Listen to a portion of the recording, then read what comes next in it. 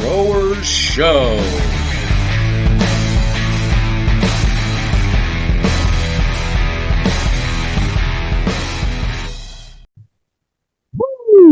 Welcome, fam. We're here, episode 7 of the Home Growers Championship podcast.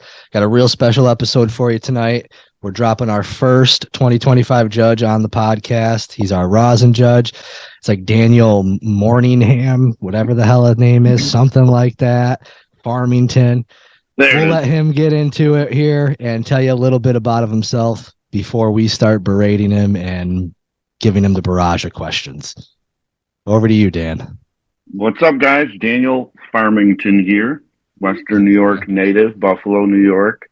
I'm a bit of a cannabis influencer, but all around healthful guy when it comes to the local scene.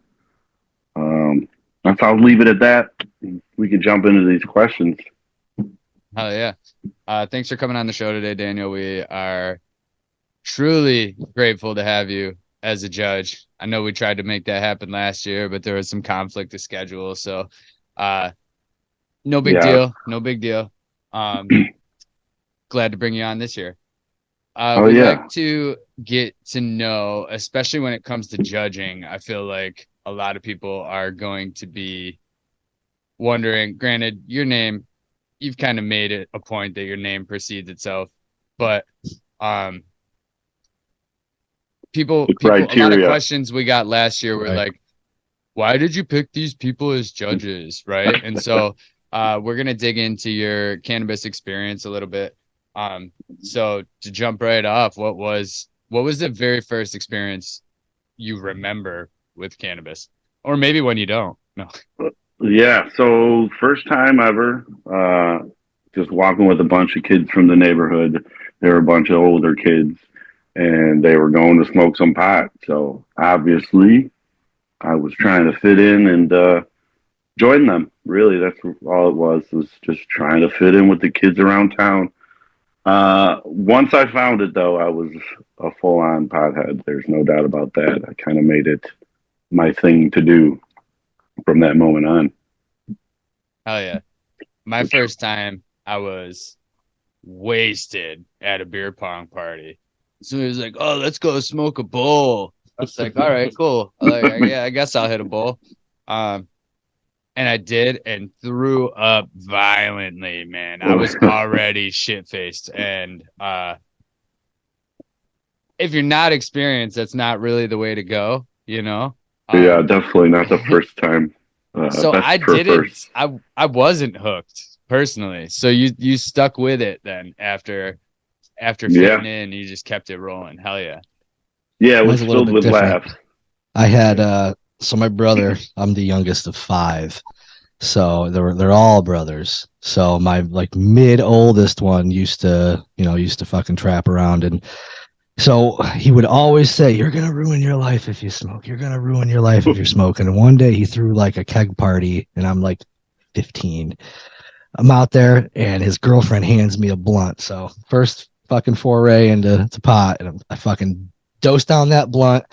Ever since then, man, I had the sticky fingers. I grabbed a whole big bag of his swag one day, went and found some friends, like, look what I fucking got. Let's do this. So there was no like sticking with it. It stuck with me. Like I took weed for a ride. Like, yeah, I remember my first big purchase. That's funny. That reminds me. I went up to the local dealer at the time, Justin Heward, rest in peace. Hell of a guy. He was always fair. Love that dude. Say, dang, you're dropping names like that, but it was a long time ago. But I remember I thought I was so baller.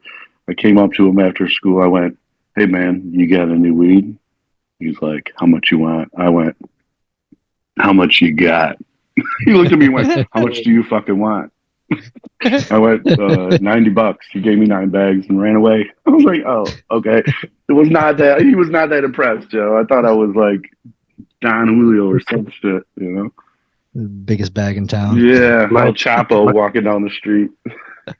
My first experience was my mom calling me into my brother's room and yelling and being like, you know what that is? You know what that is? And she showed me a duffel bag, and there's about 15, maybe 20 bricks of brickweed.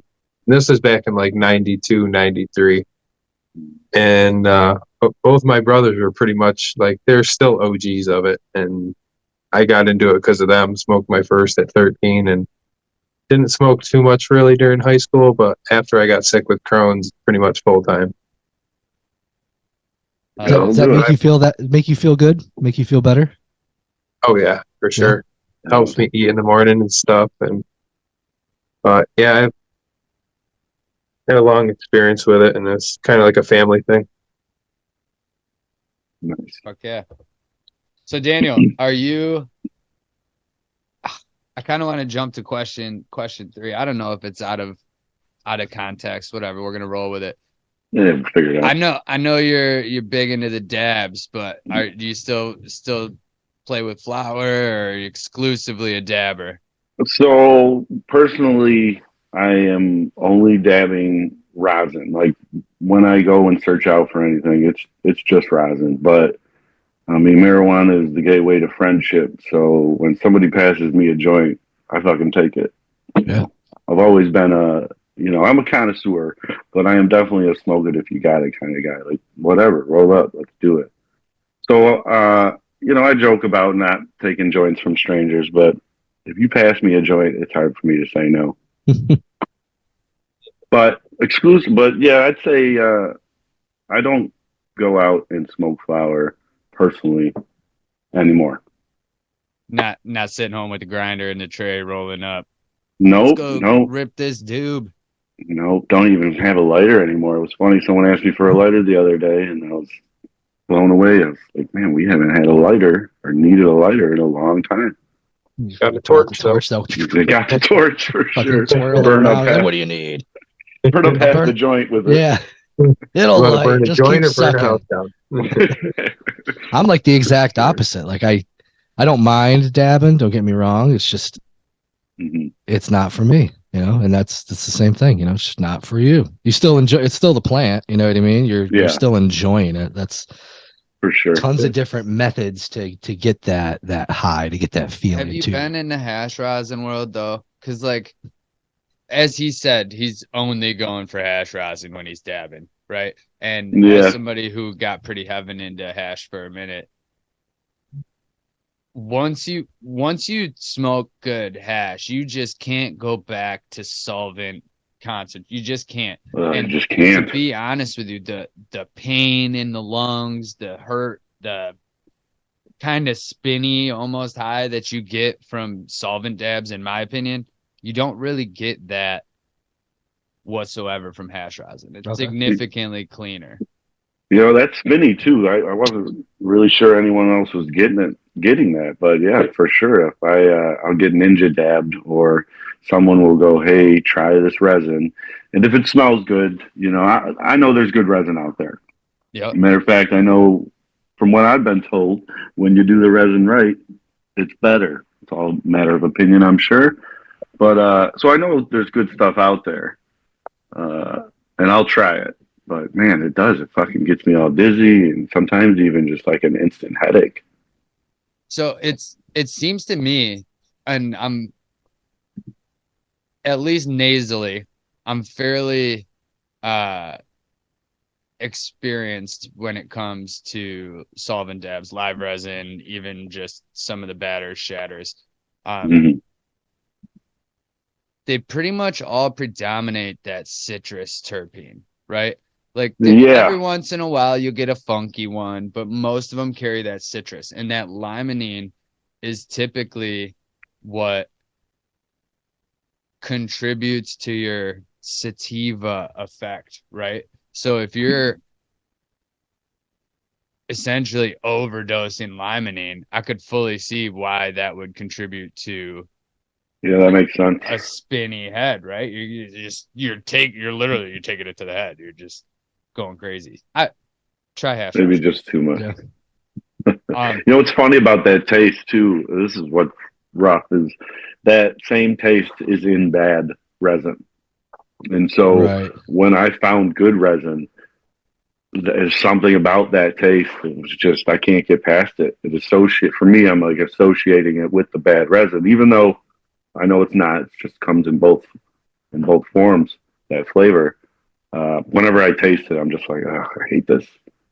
For me, it's a nose, man. Like I said, I've smelled a lot of them, and you can almost smell when dabs haven't been purged properly. You know what I mean? Like you could just smell whatever chemicals in there, whether it be butane, CO2, any of them. Yeah, And it's the just combination. it's off-putting. It's off. I smell it and I'm like, no, no thanks. Not even interested. The price doesn't help. Not for me, Right. at least. I know that's why a lot of people turn to the resins.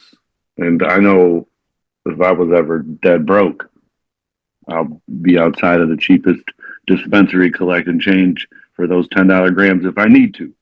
So I understand it, but not if I have the choice.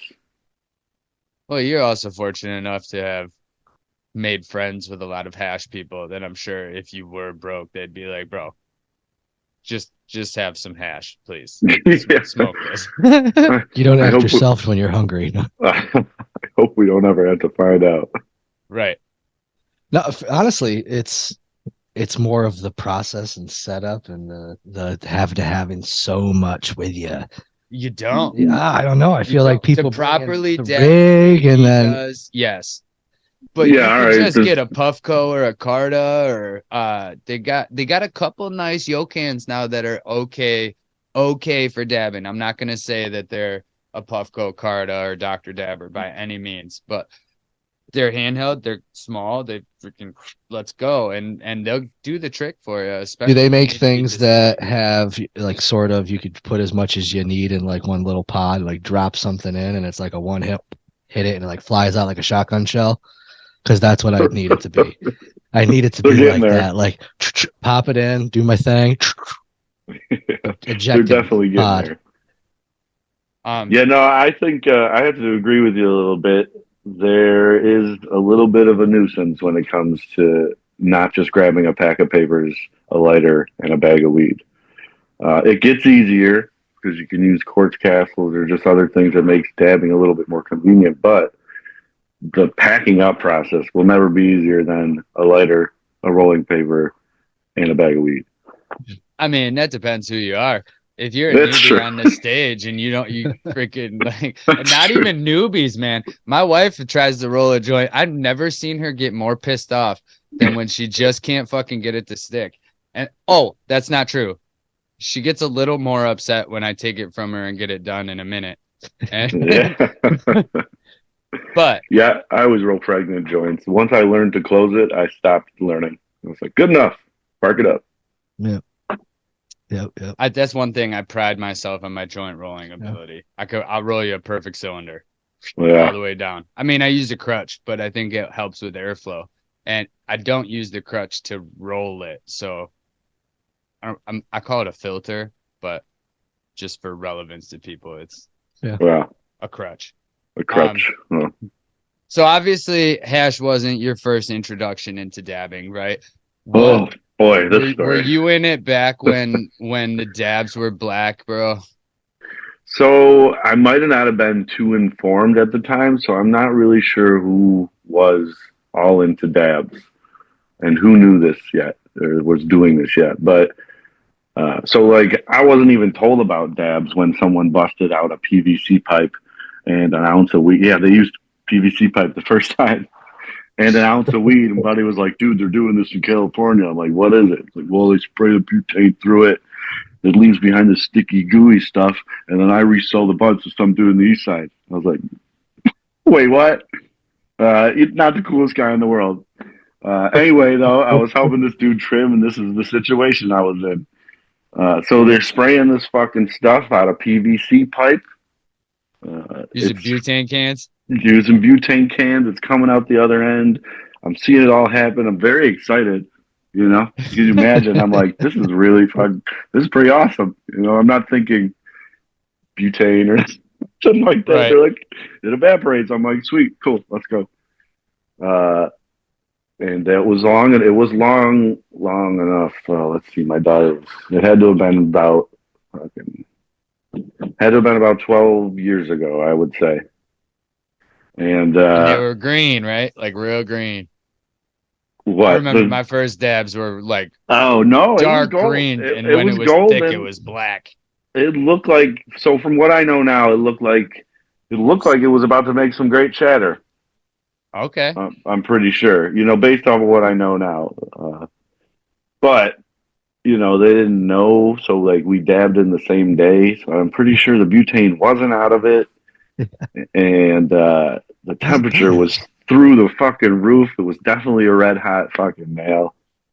And so this is one of the things I learned. I don't know if you ever coughed really hard, your eyes start kind of shuddering back and forth. It's not because of the cough, I learned, because I did not cough off of that dab, but every time I opened my eyes, they would just, and I could not keep them still. I instantly regretted it. And when I came out of it and came to, it was like I was happy I did it, and I'll never do that again. And it was probably like fucking 10 years later that somebody was like, try this. I tried it, didn't like it. It was like more like it was resin. I'd go to a friend's house, he'd give me a giant dab and then secretly record me blow up. And, it was basically for fun. And then Just Incredibles was the guy that was like, try this castle, try this rosin. And like you said, dude, I mean, after about a week, I was like, I don't even know why I'm getting anything but rosin. I guess I didn't realize how much of a connoisseur I was, because it was like, well, this is the best version of it. This is all I want of it. Yeah. It's Personally. just, if done right. I mean, don't get me wrong. I've had some shitty rosin, but Yeah. if it's done at least halfway right, it's significantly better flavor profile, generally easier on the lungs. Mhm. It's a more pleasurable smoking experience for sure. Yeah, it's a lot closer to actually smoking too, like doing dabs of resin was so, I mean, sure, you're inhaling, exhaling, but so much different than smoking flower. Rosin is a little bit closer to that, you're coming back to smoking flower a little bit. Before you got into dabs hard, how much flower did you smoke a day? Probably about I'd say an average a half an ounce a day. So that sounds like a lot. I don't know. That's all right. I'd say about, let's call it a quarter ounce a day, because I have my wife with me and we usually smoke together. So Well, personally, now I feel like about a quarter. He's like, I haven't been smoking in 6 months, and I average more than that per day. Yeah, I don't know. I wasn't sure. I was like thinking, like, man, no way I spend that much money. Dude, I got to the point that I was going through. Now, granted, I had other heads on it, but I was going through an ounce of personal weed a day. It was ridiculous. So much so that I actually started to get some paranoia effects. So I've really, really, really dialed it back. Pretty much only smoke now if I got nothing going on the next day, because after that tea break, dude, it's like I'm brand new again. And I take 2 hits, I'm fucked up for 4 hours, and I wake up with a weed over. Like, no thanks. That happened to me. I got paranoid the other day because I had been sick for a few days, so I didn't smoke. And that's like the first time since 16 years. And so I didn't even realize it, because I got on sick, smoked again. And I was walking around the Airbnb paranoid as fuck. And I'm like, not even thinking that I'm just paranoid, because it's like, I'm always high. I'm not paranoid from weed. And then I realized, oh shit, I haven't smoked in days. I think I'm paranoid from the weed right now. You're not dying, Daniel. Just breathe through your nose. How quick your body's like in your brain forget. Like, oh, what the fuck is this? Yeah. This has got to be wrong. It feels so good. For sure. Yeah. So you're exclusively rosin, hash rosin. Do you have any specific strains or profile, like terp profiles, that you sort of gravitate towards? Or like you said, you're a connoisseur. Are you trying everything that you come across that looks like it's worth it, just to see if it's like the next thing that you might take to? And yeah, definitely that. I definitely am trying all the new flavors, every flavor I come across. Even the ones I know I'm not going to particularly like the taste of, because why not have them all, I'm pretty sure it's going to get me high, and that's my first and foremost foremost goal.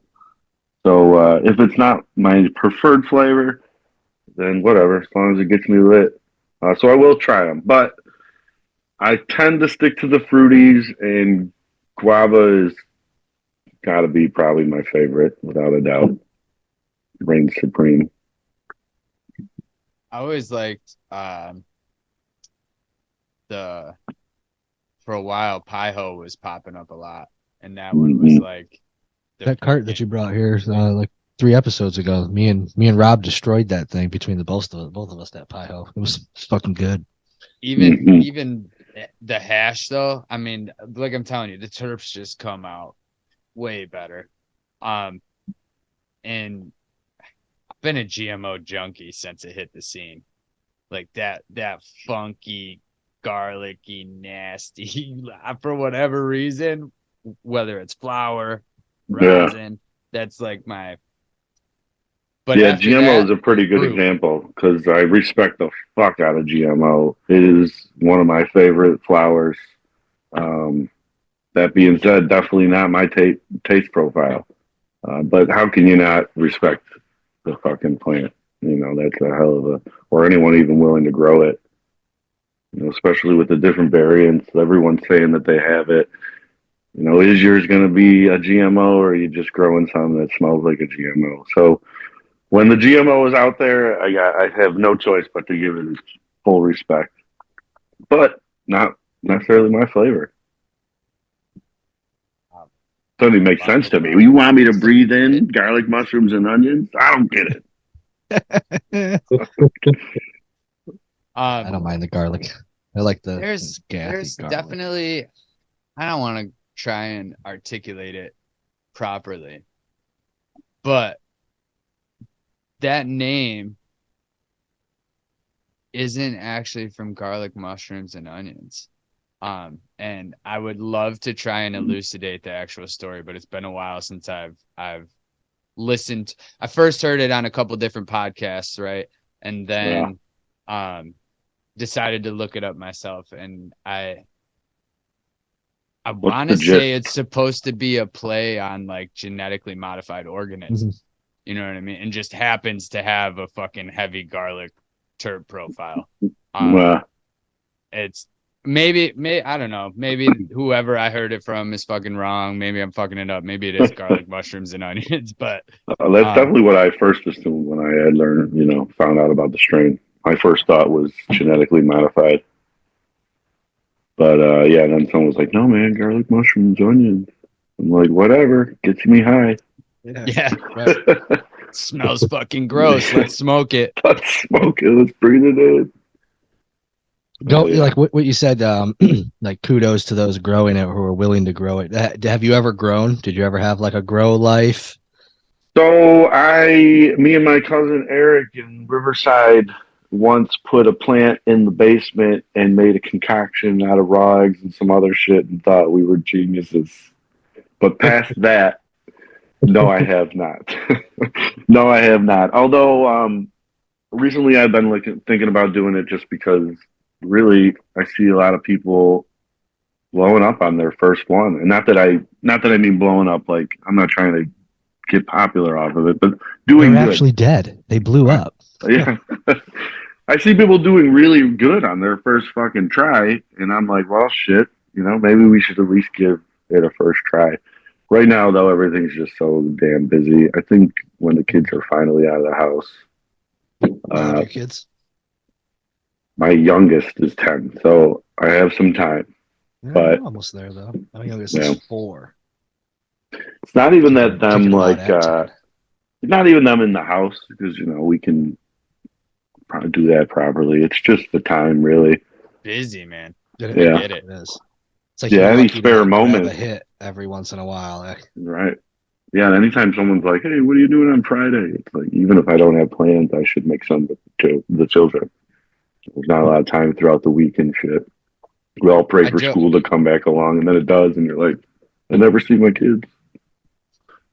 I joke around a lot when people will be like, "Oh, you grow." I mean, I keep plants alive You know, like they're hanging on by a thread at the moment, just because I'm so busy. I don't have the time to give them the love that they deserve, but The also comedian said, "I can't keep the plant next to my sink alive, and all I got to do is this." Yeah. But it's like a human thing, man. Like you don't need it. You don't need to grow that plant. You know what I mean? Like we're not trying to sell it to make money. I mean, right. Yeah. in our situations, but it's like a human thing. You want to do it.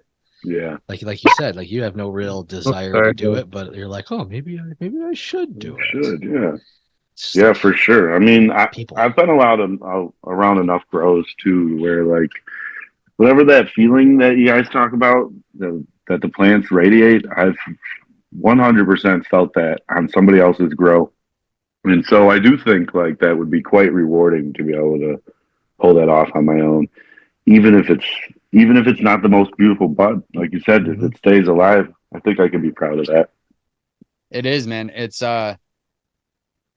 there's a thing called horticultural therapy, not just with weed. With weed, especially if you're a smoker, there's like an extra reward. But horticultural therapy in itself is like it gives people who have depression and maybe PTSD or have lost family members,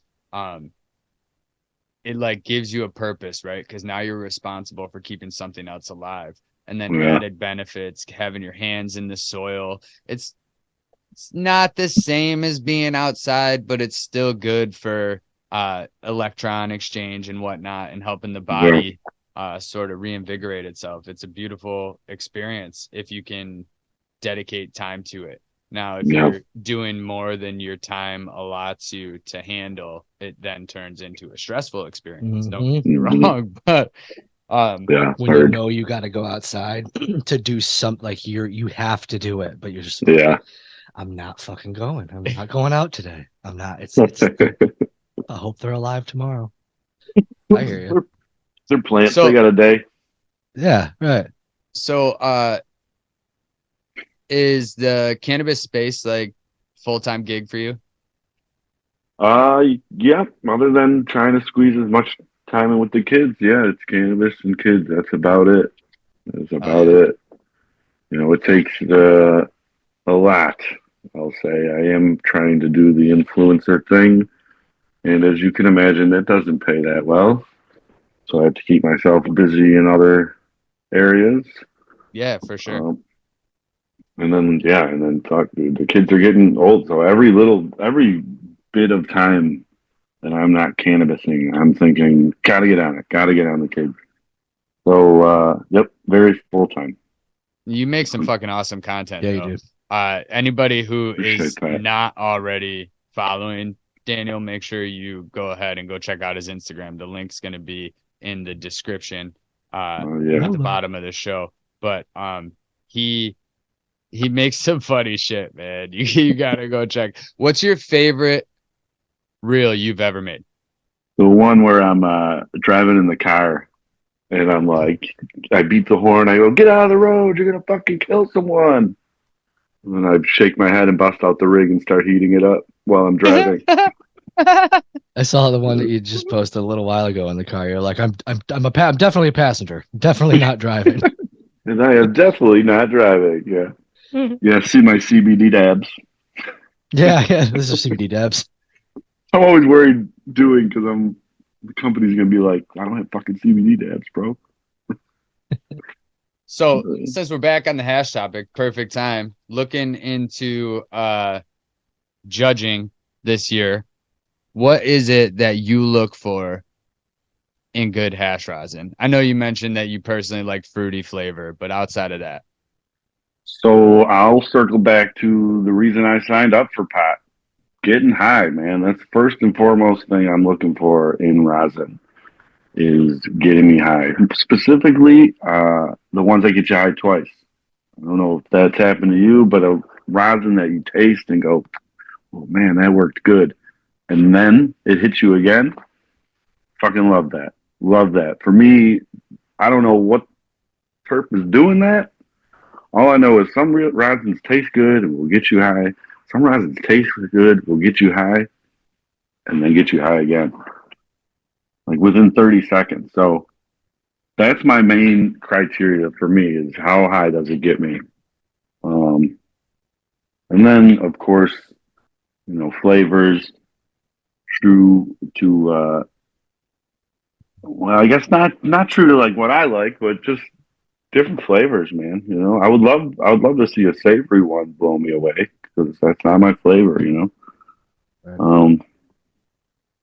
Texture, although I've had some really good drier rosins, I think the wetter buttery rosins, consistency is. yeah, that really says a lot. If you got to work Color, to get a but fat dab, that's where it's at. yeah, color, but as we go along, we're really starting to learn that colors don't always mean something. So color, People taste, but doing most the color important, high. correction. Mhm. Yeah, Doing color correction on rosin now too. yeah, I Uncle heard. Stoner was saying that last year. He's like, these Yeah. colors don't look right to me. He's like, looks like it's a little off. I was like, oh, he's like, yeah, people are messing with Yeah. me. I was like, oh, all right, dude.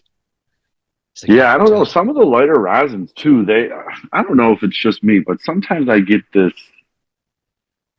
It will sound crazy, but like almost like a chicken noodle fucking soup base to the rosin. And I'm like, man, why do a lot of those rosins have that same base flavor? And then the exhale will always be like whatever the flavor is, but to the nose, I'm like, what is that? What the fuck is that? I've noticed it isn't a lot of the lighter rosins. I'm not sure if those two go together, but that is what I'm starting to pick up. I guess part of it for me is we've gotten so caught up on color that people are starting to chop them down while the trikes are still clear, right? Yeah. You haven't Yeah. really given this plant the opportunity to produce produce what it wants to give you as a final product. Whereas maybe it's a little bit dark, so be it. If the flavor profile is there and the high is there, that's what's important, right? Yeah. It almost goes to that same sort of not niche, mentality of people wanting like the super high THC content. It doesn't really matter what it's gonna do or feel like. It's in their head, like, oh, I need it to be light. Oh, it's dark, it's dirty. I'm not touching it. I'm not touching it. Which has been a huge factor, though. I mean, that's been a huge factor in cannabis for decades, right? If you're not feeling that strain, you're not going to get high off it. Like my mom, she's like, I don't get high off of pens. I'm like, well, science. And she's like, I don't know, I just don't. So, like, I think a lot of that for mind over matter definitely applies still. You go into it with a shitty attitude, chances are you're not going to like that rosin. It's crazy. My mother is the same way. She's like, joints, blunts, they don't get me high. I'm like, you're on crack. Yeah, you're like, I don't know. It's biology, mom. It's getting high. It's the same thing. Or what are you just not cleaning your pipe out so you're getting high off the resin or what? Yeah. Yeah, I used to be a legit old school resin aficionado. I'd save that shit, bro. I had a plate. Oh my god, man! I would a have fucking chair, man. Just pull it out. It's a rainy day slosh. I always said it's God's gift to fucking weed smokers. Bowl would last you 2 days. Yeah, I used to do it out of steamrollers, man. The plastic fucking bongs. I converted into a steamroller, and I wouldn't even get like the gooey resin. I would try to get like the fluffy, like fucking put a fucking flame to it, and it's like gunpowder. Man, that shit fucks you up. Using the bucket with that stuff. Oh my god! You gotta blow it out. Ooh, holy shit! I used to love resin. Yeah. Oh yeah. Pipes would break. Resin. I'd spend a whole day cleaning that fucker. Dabs are too fucking much for him, though. Hey man, this was back when I had to fight for a 20 bag. You know what I'm saying? Right. Every 20 bowls, you got a free pipe. You know? I'm picking up what you're putting down, bro. It's returnables. Shit. New York State, get on it. You already got us on returnables. Figure out a way to give us some resin. I know a guy that collects it. No, makes edibles for the military guys. No, he does collect reclaim. I got a guy that collects reclaim and makes edibles. for his military friends. Not a bad idea. Like, I mean, what Yeah. could be in a used pipe? Like, as far as in the resin that could get you sick from somebody else? Could like there be a disease passed? It through that? depends. It depends. If you're using like what's the fucking word I'm looking, like a collector. That's not the right word, Like a but extractor? the it's like a in between piece that Oh, the you ash collector or whatever. it's like an ash Reclaim catcher, yeah, but reclaim catcher. There you go. Yeah, If you're using one of those, you're probably safe. And they even make them nowadays where you can put a little silicone joint on the bottom of it, and it just fills your silicone, so you just Collects pop it it for right you. off. But if you're trying to get the reclaim out of your bong or rig rather, not bong, I still do. it's in the water. You know what I mean? So you're opening yourself up to a whole world of Shit. potential mold, bacteria that could be in there. What about in the It's just alcohol? gross. So what about if you're cleaning your rigs and you're collecting the alcohol? I don't know the science. You could, I mean, I would imagine you could evaporate all the alcohol, leaving behind only the reclaim. I'm sure it's definitely so. That would be in I would not want to my do it, but uneducated opinion. That would be dependent on what the potential pathogens were that got in there, and yeah, if they're susceptible to dying in the alcohol. with alcohol, right? Because like there are some mixed there's a whole branch of them called extremophiles, right? That And it just like, makes them violent. It just makes them cause domestic disputes. It does to you. so like theoretically, yeah, it's fine. And if you're the type of person that's changing your water every day, you probably don't have much to worry about. Yeah. But in the same respect, if you're changing your water every day, unless you're taking unrealistic size globs, then you're probably not getting a whole lot of reclaim, right? Yeah. So Yeah. I don't know. It's if you're gonna collect reclaim, people, I suggest getting one of those ash catchers or reclaim collectors to sort of catch it before it hits that water for you. Yeah, that would be the move for sure. And even then, probably use it quick, get it out of there and collect it quick. So we're a couple years deep into this legalization thing. When that happened, what did that mean for you? Did you think it was coming? Did you think that was ever actually going to come, or do you think we were going to keep kicking the ball down the fucking road? So I knew it was coming, right? I hadn't much thought about it though. It was safe to assume it was coming, but I wasn't really waiting for it or anticipating it. Just kind of gonna let it happen and figure it out then. So honestly, when it did happen, it was more of a surprise because I wasn't really anticipating it. What did it mean for me? Well, only time will tell. But as of right now, it seems like it meant almost everything. My life seems to be 10 times at least better. I'm more financially stable. I've got way better friends. My work, my job is a lot better than fucking what it used to be.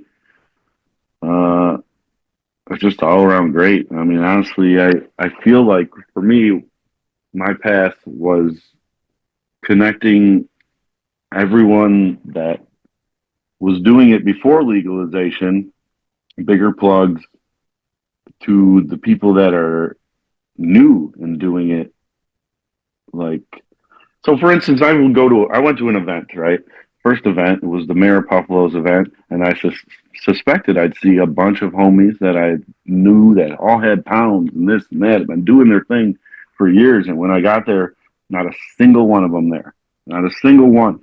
And as time went by, I started to realize that these guys were falling off. Some of them were adapting, but most of them were falling off because they don't fucking know how to go to an event and say hello and be kind to a cheerful Just Incredibles or somebody that's just a happy stoner. You know, these are the guys that would sit in the corner on their phone, wait for you to pay them. You know, type of dude. They're not very Yeah. personable. So when legalization happened and a lot of those guys were struggling to adapt, I stepped in and was like, yo, I know all of these people. I can connect you to all of them. I'm friends with all of them. I made it a point to take my personality and find new friends. And as a result, I was able to connect a lot of people, and that's worked out pretty well for me. No, that's awesome. Community is always what it's about. Like even after legalization, community was big back then because you had to keep your community, small, and you were trying to hide things or at least stay under the radar. But now, like Yeah, community, I didn't talk to you. You know what I mean? Like I didn't talk to Dave. It's you're able to see that there are these other little pockets of communities out there, and all it takes is just that one little reach out. Hey, how you doing? Or that little giddy stoner kid that's runs up it. to you and starts talking to you, and now you're on to all this other shit you never knew was fucking out there, or vice versa. You might Yeah. teach that kid might have left learning how to optimize his grow or something, or a Hmm. new strain that he never had before. That's what blows my mind, and it's exciting. It's Yeah, when exciting I because was it's just that so many giddy, people. I was that giddy kid. That same event, that same first event I went to, I saw Justin Credibles and Jordan Giuseppe. They were the Western New York Terps tent, and they had like this beautiful setup. They had this nice stained wood displays, and I remember thinking, "Man, these fucking guys are awesome! What a life! Good for them." Uh, and then after a while, I was like, "These fuckers are regular people. Holy shit! Maybe I should, you know, see what I can do out there." Mhm. And as a result, I'm friends with all these people. I'm not saying anyone's above anyone else, but like a lot of these people are equals to that giddy little stoner kid, and that's Yeah, pretty fucking sweet. it is awesome. Mhm. Yeah, For one thing sure. I will say, just as a PSA to the world, is I'd say, I don't know, maybe the past year and a half, we've sort of lost that sense of community that not entirely by any means, but that was there with legalization's origin, right? When it first hit New York and went legal, everybody was like, "Yeah, fucking weed, let's Yeah, go! Hey, brother, hey, how we doing? Let's smoke a joint." And now it has turned into, and I don't competition know if stiff. it goes, I don't know if it goes along with the licensing, causing a little bit more strain and all that nonsense, but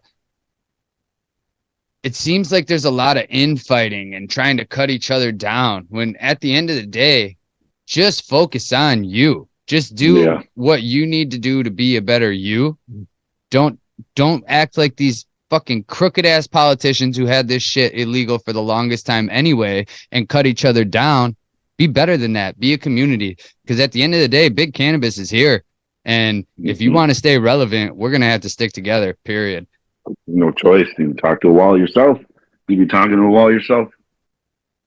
Yeah, no, I hear you. I think a lot of the community in the beginning had to do with the freedom. That was everyone could do whatever. Now there's a little bit more rules. Less people can do what they were doing. And so the competition is getting stiffer, I believe. And where there was so many events that how could I even think about someone else's event? Now it's like, well, this we are the only ones that have events. When someone else pops up, it feels a little different. Not that it Yeah. shouldn't, but it definitely happens. The competition is stiffer than it was, uh, especially with the legal dispensaries and how everybody wants to go there now. It's a big. I think more people are leaving the. Not that it's ever going anywhere, but more people are leaving the black market and going over to legal dispensaries. And if that continues, in theory, the black market will disappear. So, I'd imagine people are feeling that burn. I'm in the party that believes that that market will always stay relevant. So, It just may not be anywhere near as big as it yeah, was for the past couple of years. Um, which is fine. Which honestly, like, I Probably could respect the count hell on. out of all these, especially the community people who've gone out and got their license and are doing it the right way. Like, that's I support you 100%. And if that's you and you want to talk and get some promotion from us, please, by all means. We're out here. Yeah. We're trying to represent the home growers that are making their own medicine, putting out products, giving it away to their friends because they know they grow a good product. That's You're doing it right. that's our heart and soul. But at the end of the day, if you come from the community and you fucking manage to weasel your way into a license in this shirt and tie state that we're in, like, hell yeah, let me promote the shit out. I got a buddy on Lyle Avenue who's in the process of trying to open up. He's catching a lot of red tape. It's crazy. But he was supposed to be able to open up on Halloween, still doesn't have his doors open. You know what I mean? Like there's it's just one thing after the next. So if you manage to make it work, holler at us. Yeah, no. Speaking of events though, I'm usually at home with my little man on Saturdays, and as we've discussed, we're like 2.5 hours out from Irving. So even if I could bring him, that'd be a long freaking drive to have a 6-year-old in the car. You know what I'm saying? Without a doubt, yeah. Talk to me about smoke dogs, man. What's it like over there? What do you guys got going on? Because you're posted up on a reservation. You can safely conduct these events. For all of you who are wondering, oh shit, where'd the events go? They're on the res now, because that's the only place that you can go and have a good time and have no, I don't want to say no legal repercussions, because if you're doing the wrong thing, there's always legal repercussions. But you gotta drive home. You can go and do it safe, correct? And so, talk to me about that a little bit. So yeah, Smoke Dogs, as far as I can tell, the Saturday market at Smoke Dogs hasn't changed from what we know as original markets from the beginning. You know, it has that same vibe where everybody, now, mind you, it is a smaller community. It's not the entire community, but the vibe in that building is everybody is on the same team. If you are looking for something that I don't have, I point you in the right direction. Matter of fact, I'm excited to, because I want that other person, that other vendor or whatever, to go, yeah, all right, cool. This is a family. I do fuck with this place. And that's just the vendor side. As far as customers go, we do our best to really to just try and keep it as standard as possible, so you know what to expect, because we got a system that's not necessarily broken, so we don't want to fix it. And then we try to like go into new things or try new things with some of our bigger events. So not only is it a Saturday or every Saturday, but every once in a while they'll do a summer bash or a Halloween party, stuff like that. And with that stuff, we try and do what the other states are doing, you know, try and replicate some of the fun things we've seen. These other states have had the time to kind of focus on the best way to run their events. And we just try and implement that. We spent a lot of time at Michigan Glass Project last year talking to the glass artist Jason Livefree. He was one of the guys that originated the Michigan Glass Project. And me and my wife just racked his brain about what made this such a success. In short, I'll let you guys know if anyone's wondering. In short, it was make it about a charity, make it about something. You know, people show up for a good cause. So if anyone's looking to doing big events, make it for a good cause. But just that, man, trying to provide what the world is already providing, but over here, you know, maybe some new things along the way. I'll definitely. Who was your favorite glass I artist? 100% endorse Smoke Dogs. That place is awesome. I vouch for everything that Dan said. The people are awesome. The energy there is awesome. Miles, all so any door to door. event you can make that Smoke Dogs is part of, definitely check it out. Yeah, and Sandman is the maestro on the mic there. You guys will love him. I swear to God, that building could be empty, completely empty.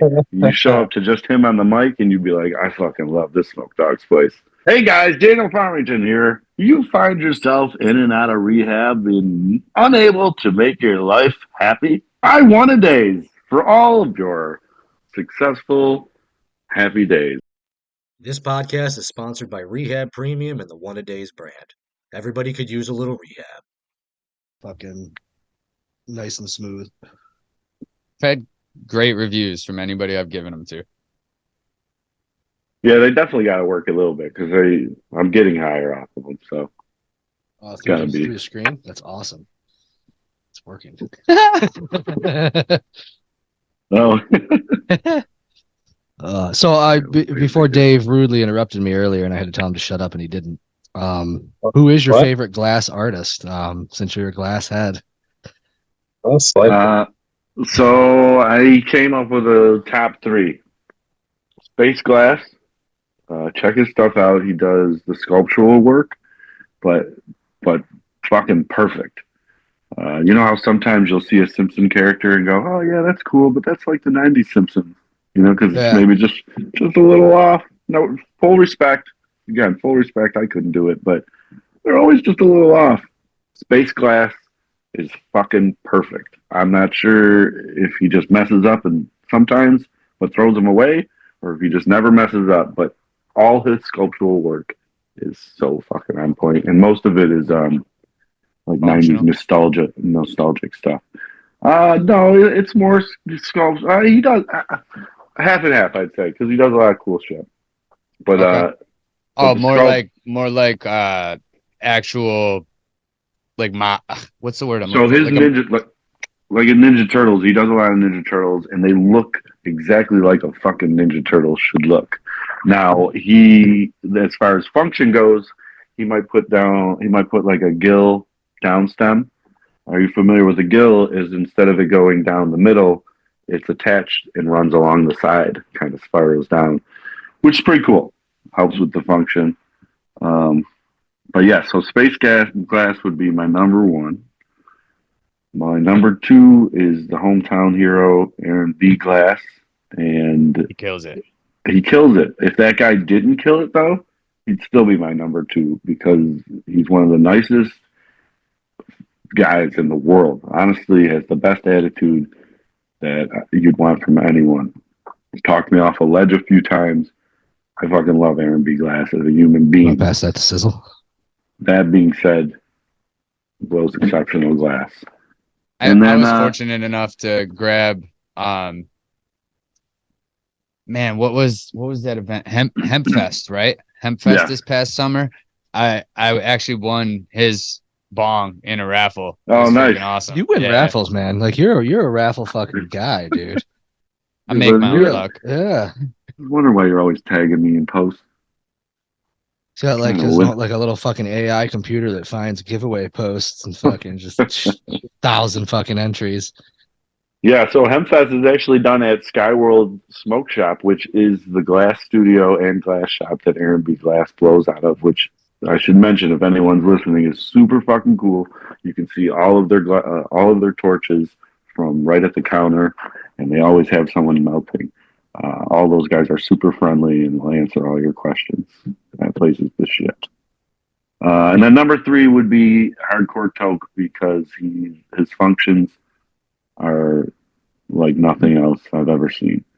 There's even a few artists that copy his style and make it even a little bit more affordable, but they do not function like a Hardcore Toke. If you want a good functioning rig, Hardcore Toke, probably the best. Those are my top 3. Anybody ever tell you that you kind of look like John C. Riley? Yes, I have heard that. Okay, all right. Next question. It was a compliment. No, I've definitely heard that. You know what else? I did it all for the nookie. Come on, the nookie. I get Fred Durst a lot. I guess I could see that too. Yeah, with the hat and everything. Yeah. Yeah, I shit. get my white Speaking beard of going. music, that actually ties in perfectly to our next. So would you want us to book Beastie Boys, or if we could book any artist to headline the next show, who would you want it to be? Question said which artist. He said, but real quick, do you want us to just book the Beastie Boys? I mean, I had a whole artist pick for this question. I was gonna use a play on words. I was like, any artist? Well, how about Vincent Gordon? He's a painter, so not necessarily a musician, but he would be a good feature. He does do stuff like that where he'll do live art as the event is going on. But yeah, no, the Beastie Boys would be sick, dude. That would be fucking sick. I mean, anyone else in my head, I'm thinking, yeah, cool. Beastie Boys, I would like to see that. So yes, run that. All right. Matter of fact, if That's you my don't run a next reach Beastie out. Boys, not going. No, I'm just Oh. kidding. I'm just kidding. So I'm under contract. I'll be there. What are you most looking forward to being a judge? The people. I am looking forward to being at this massive event in New York. I was not there last year, and I really want to represent for New York. I'm looking forward to walking into a giant space with tons of fucking people and hoping to help them have a good time. Smiles, that's honestly what I'm looking most forward to. And then the Rosin. So we are changing the format a little bit for judging. Last year we did it too close to the event, made it tough to like really properly analyze the results and give all accolades where they're due. So we're doing it a week ahead of time, right? But that also gives us the opportunity to maybe reformat how we conduct the judging. If given the option, would you prefer it to be more of a communal setting, or do you think that and try to be impartial with your answer, do you think that it would be better if we tried to like cubicle you guys, if that makes sense, you know what I mean, so that you can't sequestered really affect the other judges? I think they obviously both have their benefits, wouldn't be the most fun to be cubicle, but it would obviously get your best result. I'm leaning towards communal. I was just curious what you thought. Yeah. I think if you pick the right judges, which shouldn't be too hard because, like you said, it's a community thing. I don't anticipate anyone's out to get anyone. Let's just judge Rosin. I don't think you'll run into too many issues like that. Although I have noticed, I did a full melt Rosin, a full melt competition, and this one came out. It was dark. It smelled like Tootsie Roll. Everyone gasped. Nobody tried it. So I do understand that it can be very influential to have others around. But I think it's about community. So, run it as close to that as you can, really. That's the plan. I mean, I would hope that as a judge, people would be able to remain at least somewhat impartial. Now, we do our due diligence in the fact that everything's entirely anonymous. So it's not like you can grab one and be like, oh, this is my buddies. Yeah. Let me make sure that I get everybody to vote good on this. Right. I don't know. And we even saw last year with some of the judges were trying to guess who the competitor was on the anonymous number. Way off base. They're not even close. They were like, oh, this has got to be so and so. So I was like, no, not at all. They're from the other side of the state. Oh, this is definitely so and so. Cool. Yeah. That, I mean, we've hit the end of our questions, but I don't want to just cut it off. If you got anything burning you'd like to talk about or promote, fucking let's send it. What's your future look like? Yeah. Ooh. There we go. Well, shit, man, I plan on continuing to do what I'm doing here. In the long haul, I would like to. My wife is getting into real estate, so I'd like to utilize that to maybe pick up some property and put together some private clubs, kind of like how the old school ones were always ran. Doesn't have to be cannabis, but if we want to fucking smoke weed in our private club, I think we can do that. So the plan is to kind of give some people a place to kind of settle into something like that. Now, the bigger plan, maybe it blows up and we can do the same thing in other cities or in other parts of the town. But for the most part, it would be nice to just kind of hunker down with this local community and keep pushing forward and doing things together as we continue to grow old. Oh yeah. Really, Beautifully said. Unless, of course, like somebody's like, "Yo, I need you to direct this movie." That's always a dream of mine as well. So, Yeah. well, we're getting there. Any I'm learning. experience, or are we just throwing shit out there? I'm just learning on my own. Every single thing that I've done, the only thing someone taught me was download CapCut Pro. That's the only thing anyone's taught me. Download CapCut Pro. So as I continue to do it, I feel myself learning it. Who knows if I'll ever catch up, but I think I have my own individual ideas and shit like that. So hopefully, maybe one day I can. Cannabis Film Festival. They just had that out in Jersey. And not there we saying go. they're all low budget or that something would make would be low budget, but it's not like you have to have a multi-million dollar budget to get your video or your movie in there. That'd be fucking sweet. Yeah, would be, man. I have an idea for a show. I haven't written nothing on paper, but every Saturday I go to the market and go, Jesus, all these people are characters just on their own. To emphasize them would be even easier. And so I hope to do a little web series show called Buds for Life, but we're playing on the name for now. But that would be cool. It. Oh yeah, Buds for Life. I fucking love that. Yeah, right. There's so much drama, right, in the cannabis industry. That's like this is a show all on its fucking own, and the fact that at Smoke Dogs we do it and it still exists. Me and Jake from State Terps, we disagree on like so much, and we like constantly walking away from conversations because we know that it's never we're not going to agree, right? And it sometimes goes a little farther than it should, but we always end up coming back to like, here's your money for the football pool and if you want to dab and shit like that. So to be able to utilize that would be pretty sweet. Yeah. It's genius content. I mean, that's smart. That's how taking real life and trying to write about it is a significantly more effective route of any content production than trying to pull that shit out of your brain. Yeah. It makes me think of like wrestling. I guess that's how they used to do it, right? So they still do that shit. Yeah, they used to have beef in the locker room. They'd be like, well, you guys are wrestling next week. Yeah. So, just be able to emphasize it. Yeah. You could you do it like sort of like The Office, just fucking like the market. That's what I was thinking. Yeah, watching people fighting in the back, just stare at the camera. Yeah, mockumentaries are hands down my favorite type of anything. So yeah, that's where I was thinking.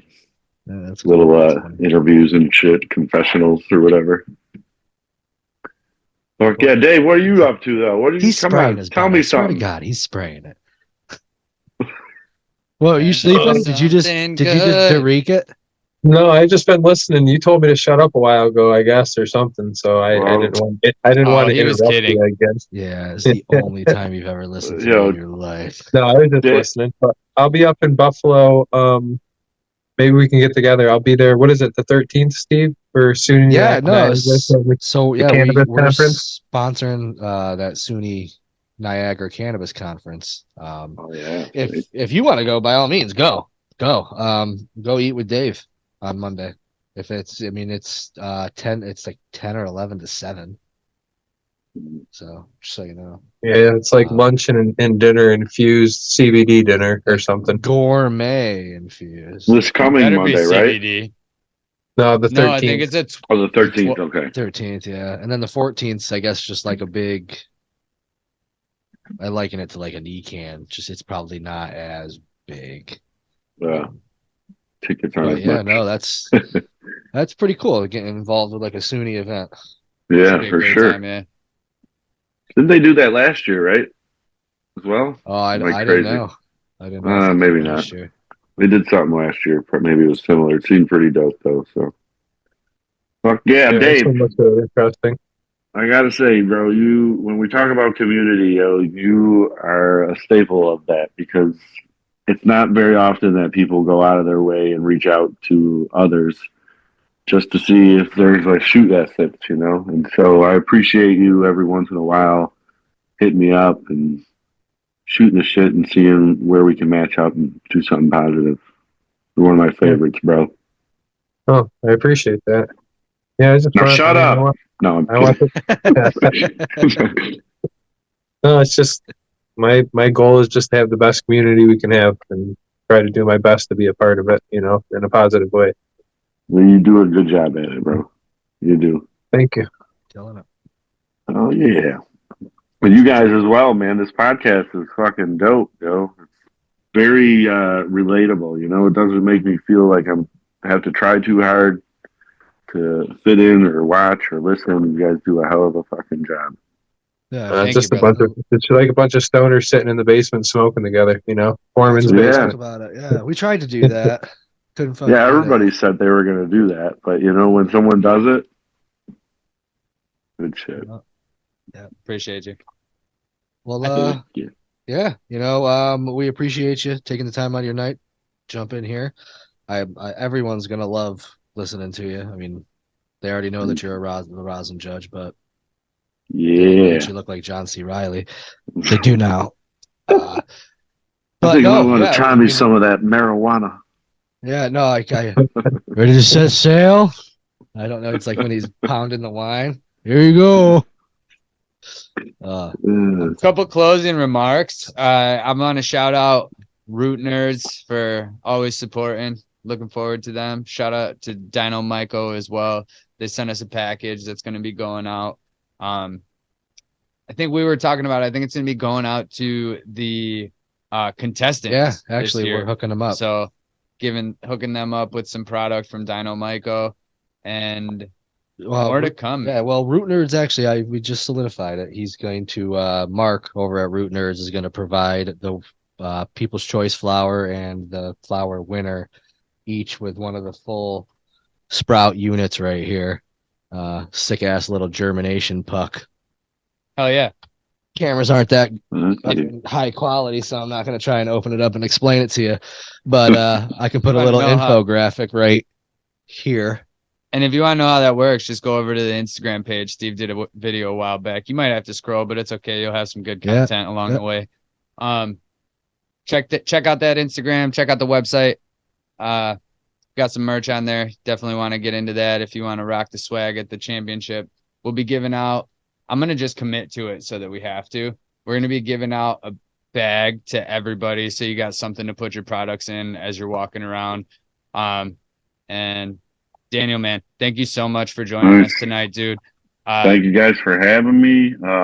We give a shout out to Smoke Dogs, everybody at Smoke Dogs. Make sure to come see us, 551 Mile Strip Road, every Saturday, Irving, New York, 12 to 4. And, of course, a big shout out to my wife, High Pies, who obviously allows me to continue to be this child that I've been my whole life. I appreciate and love you, High Pies. Yeah. I wanted awesome. to bring her up, but I didn't know if you wanted to put that on blast on the podcast or not. So Yeah, no, yeah, man. shout out High Pies. Shout out High Pies. If you like me at all, it's because of her. So don't thank me, thank her. Okay. All right, guys. I appreciate you. Thank you for having me. Appreciate you. Absolutely. And also, don't forget to check out the Battle of the Buds. Dave's sitting over there quiet in the corner. Battle of the Buds is fucking dope. It's essentially the championship on a more intimate scale. He does it every couple months. He keeps the community together, keeps them strong, and he keeps these growers hungry and battling to be better. Fuck yeah. Love those Yeah, guys. look You can out see for the him. The twinkle. Yeah, he could. Gonna I was have, going to say you can see his in his eye. He the wants next- to say something. Gonna have the next two in February. One's gonna be in Syracuse, and one's gonna be in Buffalo. Yeah, always a good time. Heard it here So first. that'll be posted soon. Fuck yeah. It's been the Home Growers Championship podcast, y'all, where growers show. Peace. Holler back, holler forward. I love you. Goodbye.